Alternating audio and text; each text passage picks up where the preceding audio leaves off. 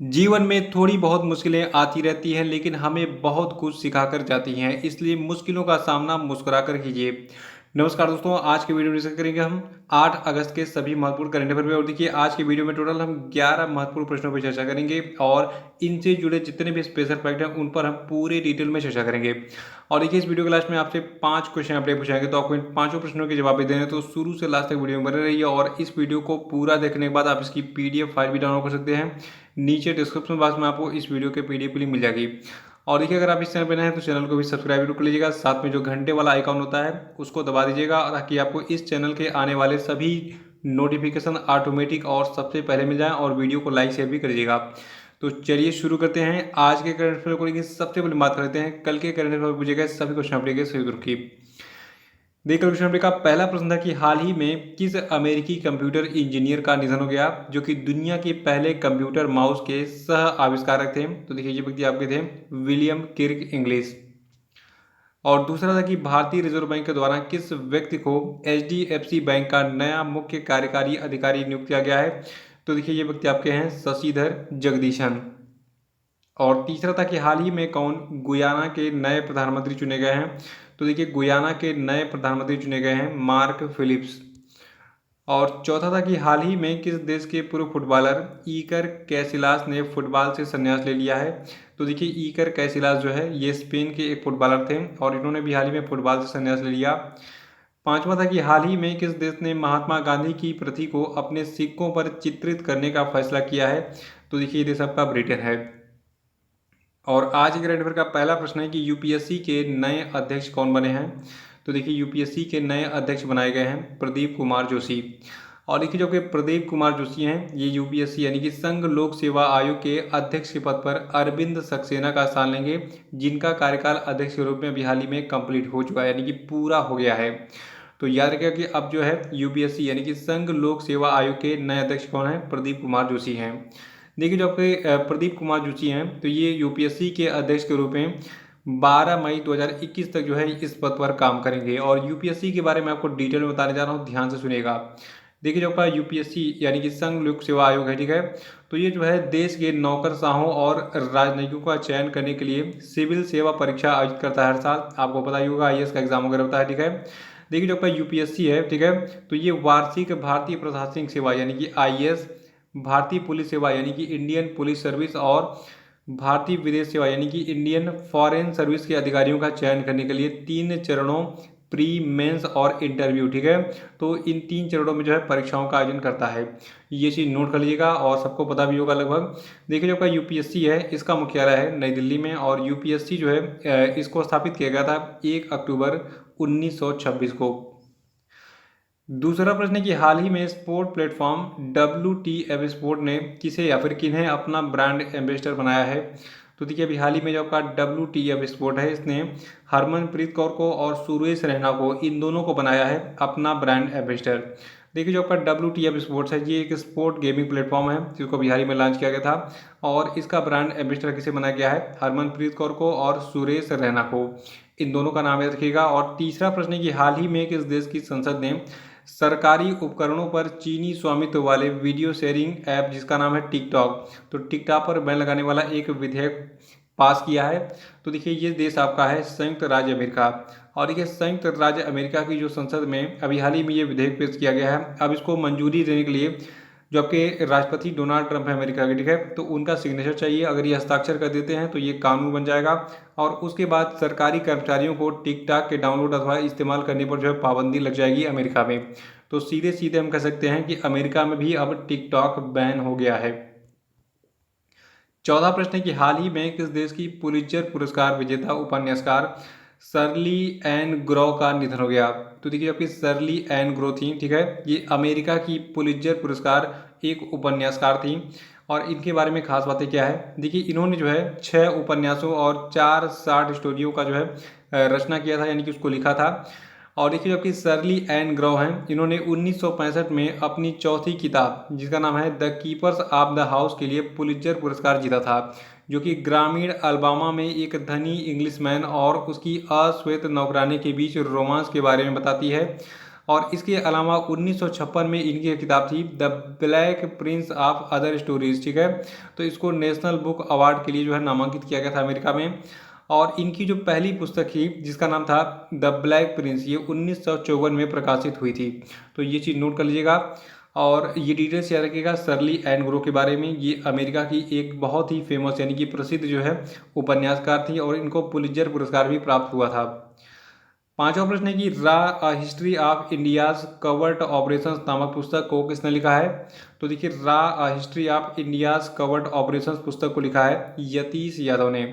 और आपको बता दूं जो आपकी यतीश यादव की ये पुस्तक है, ठीक है। तो इसमें भारत की जो जासूसी एजेंसी है जिसको हम कहते हैं यानी कि रिसर्च एंड एनालिसिस विंग, तो इसके द्वारा किए गए वीरतापूर्व कार्य संचालन की एक झलक मिलेगी। और इसमें बताया गया है कि किस तरीके से जासूसी कम्युनिटी जो है इसमें ये जो है ग्रे दीवारों के पीछे वास्तव में कैसे ऑपरेशंस को अंजाम देती है, कैसे ये जो है खुफिया जानकारियां लाती है भारत सरकार के लिए, कैसे पता लगाती है कि कौन सा आतंकवादी हमला कहाँ पे होने वाला है, तो कैसे ये काम करती है इसके बारे में डिटेल्स मिलेगी यतीश यादव की इस पुस्तक जिसका नाम है history of India's covert operations.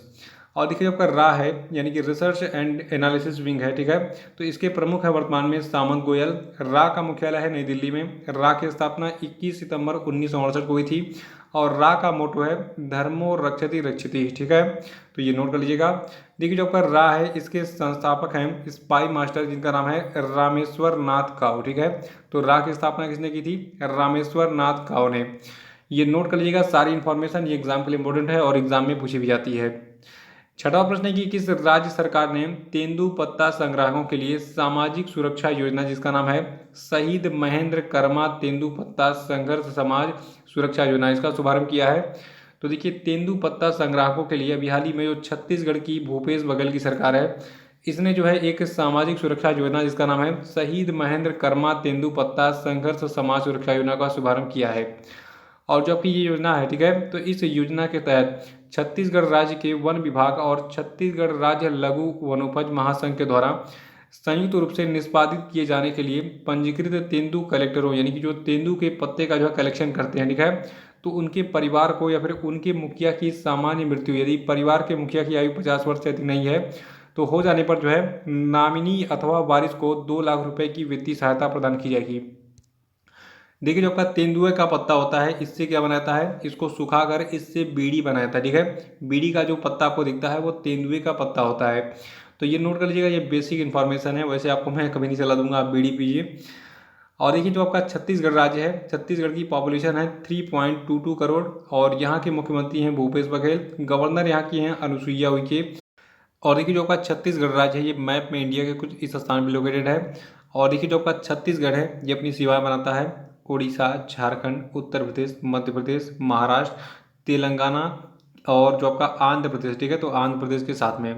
तो छत्तीसगढ़ की बाउंड्रीज याद रखिएगा। और सातवां प्रश्न है कि भारतीय रिजर्व बैंक की वित्त वर्ष 2020-21 की मौद्रिक नीति समिति की दूसरी बैठक में जो आपका रेपो रेट है, ठीक है, तो इसको कितना रखा गया है। देखिए मैं आपको एक डाटा दे रहा हूँ, स्क्रीन पे आपको दिख रहा होगा। वर्तमान में जो आपका रेपो रेट है, रिवर्स रेपो रेट है, मार्जिनल स्टैंडिंग फैसिलिटी यानी कि MSF है और बैंक रेट है, ये क्या क्या है। ये एग्जाम में जो अभी रिसेंटली एग्जाम होने वाले हैं जैसे 16 अगस्त को शायद आपका जो BEO का एग्जाम है, ठीक है, उसमें ये आंकड़े पूछे आ सकते हैं, तो आप इसको नोट कर लीजिएगा। देखिए वर्तमान में अभी हाल ही में जो मौद्रिक नीति की समीक्षा की जो दूसरी बैठक हुई थी, ठीक है, इसमें रेपो रेट को 4% रखा गया है, रिवर्स रेपो रेट को 3.35%, मार्जिनल स्टैंडिंग फैसिलिटी रेट यानी कि MSF रेट को 4.25% और बैंक रेट को हमेशा को जो है 4.25% रखा गया है। और देखिए जो आपका रिजर्व बैंक ऑफ इंडिया है इसके वर्तमान में जो गवर्नर है इनका नाम है Shaktikanta Das. Reserve bank of India का मुख्यालय मुंबई में स्थित है और इसकी स्थापना 1 अप्रैल 1935 को कोलकाता में हुई थी। आठवां प्रश्न है कि हाल ही में एयरटेल पेमेंट बैंक ने खुदरा विक्रेताओं के लिए दुकान बीमा शुरू करने के लिए किस बीमा कंपनी के साथ साझेदारी की है। तो देखिए जो आपका एयरटेल पेमेंट बैंक है इसने खुदरा विक्रेताओं के लिए दुकान बीमा शुरू करने के लिए अभी हाल ही में भारतीय एक्सा जनरल इंश्योरेंस कंपनी के साथ साझेदारी की है। और आपको बता दूं जो आपका ये दुकान बीमा पॉलिसी है, ठीक है, तो ये पॉलिसी बाढ़, भूकंप, भूस्खलन और दंगे, हड़ताल और दुर्भावनापूर्ण नुकसान जैसे कि चोरी, आग और संबद्ध खतरों से दुकान के अंदर की संपत्ति के आने वाले नुकसान को कवर करेगी। और साथ ही जो आपकी ये पॉलिसी है ये किसी दुर्घटना के कारण सुरक्षित रूप से धन की हानि को भी कवर करेगी। और इस पॉलिसी में लचीली बीमा राशि का विकल्प होगा, जिसकी सीमा 2 लाख रुपए से शुरू होकर 25 लाख रुपए तक होगी। तो ये डिटेल से रखिएगा इस दुकान बीमा पॉलिसी के बारे में। अभी हाल ही में एयरटेल पेमेंट बैंक ने जितने भी खुदरा विक्रेता हैं, ठीक है, उनके लिए दुकान बीमा पॉलिसी शुरू की है। और इसके लिए इसने जो है साझेदारी की है भारतीय एक्सा जनरल इंश्योरेंस कंपनी के साथ। नवा प्रश्न है कि हाल ही में भारतीय रेलवे के द्वारा तकनीकी खामियों के कारण ट्रेन की देरी और लंबे इंतजार को कम करने के लिए किस मोबाइल एप्लीकेशन को लॉन्च किया। तो देखिए इस मोबाइल ऐप का नाम है ओवरहेडेड इक्विपमेंट इंस्पेक्शन ऐप, यानी कि OHE इंस्पेक्शन ऐप। तो याद रखिएगा अभी हाल ही में भारतीय रेलवे के द्वारा तकनीकी खामियों के कारण जो ट्रेन की देरी होती है उसको और लंबे इंतजार को कम करने के लिए अभी हाल ही में एक ओवरहेड इक्विपमेंट इंस्पेक्शन ऐप को लॉन्च किया है। देखिए आप बता दूं वर्तमान में जो केंद्रीय रेल मंत्री हैं भारत के, इनका नाम है पीयूष गोयल और रेलवे बोर्ड के अध्यक्ष हैं BK यादव। 10वां प्रश्न है कि प्रधानमंत्री नरेंद्र मोदी ने किस तिथि को नई शिक्षा नीति 2020 पर राष्ट्र को संबोधित किया। तो देखिए प्रधानमंत्री मोदी ने जो है 7 अगस्त को जो है संबोधित किया है नई शिक्षा नीति 2020 पर राष्ट्र को, ठीक है। और इन्होंने अपने भाषण में क्या क्या बातें कही, उनमें जो खास चीज़ें जो एग्जाम में पूछी जाएंगी वो मैं आपको बता देता हूँ। देखिए आपको सबसे पहले बता दूं कि केंद्रीय मंत्रिमंडल ने नई राष्ट्रीय शिक्षा नीति को 29 जुलाई को मंजूरी दी थी, जिसने जो है 1986 की 34 साल पुरानी राष्ट्रीय शिक्षा नीति की जगह ली थी। और इसके बारे में आपको डिटेल बता भी चुका हूँ पिछले वीडियो में। और देखिए जो आपका ये पूरा नया वाला शिक्षा नीति ठीक है, तो इसका उद्देश्य भारत को वैश्विक ज्ञान में महाशक्ति बनाने के लिए स्कूल और उच्च शिक्षा प्रणालियों में परिवर्तनकारी सुधारों का मार्ग प्रशस्त करना है। और आइए थोड़ा सा हम जान लेते हैं कि जो आपका ये नया वाला शिक्षा नीति है 2020 का, इसमें क्या खास बातें हैं और प्रधानमंत्री मोदी ने इसके बारे में क्या कहा। देखिए राष्ट्रीय अनुसंधान फाउंडेशन शिक्षा प्रणाली में प्रौद्योगिकी को यानी कि टेक्नोलॉजी को शामिल करने के लिए वैज्ञानिक कदमों को सक्षम बनाने के लिए राष्ट्रीय शैक्षिक प्रौद्योगिकी फोरम के साथ मिलकर काम करेगा। और देखिए भारत के एक बहुत ही महान अंतरिक्ष वैज्ञानिक हैं जिनका नाम है के कस्तूरीरंगन। तो इन्होंने नई शिक्षा नीति 2020 का मसौदा तैयार करने में अपनी महत्वपूर्ण भूमिका निभाई है, इसको याद रखेगा। और जो आपकी राष्ट्रीय शिक्षा नीति है इसको 3 से 4 वर्षों में व्यापक विचार विमर्श के बाद और लाखों सुझावों पर विचार विमर्श करने के बाद जो है अभी हाल ही में मंजूरी दी गई है। और बहुविषयक पाठ्यक्रम, बहुप्रवेश और निकास विकल्प छात्रों को जो है इस बात का चयन करने में सक्षम बनाएगा कि वो क्या अध्ययन करना चाहते हैं और कितना अध्ययन करना चाहते हैं, ठीक है। साथ ही छात्र जब चाहे तब कोर्स छोड़ सकते हैं।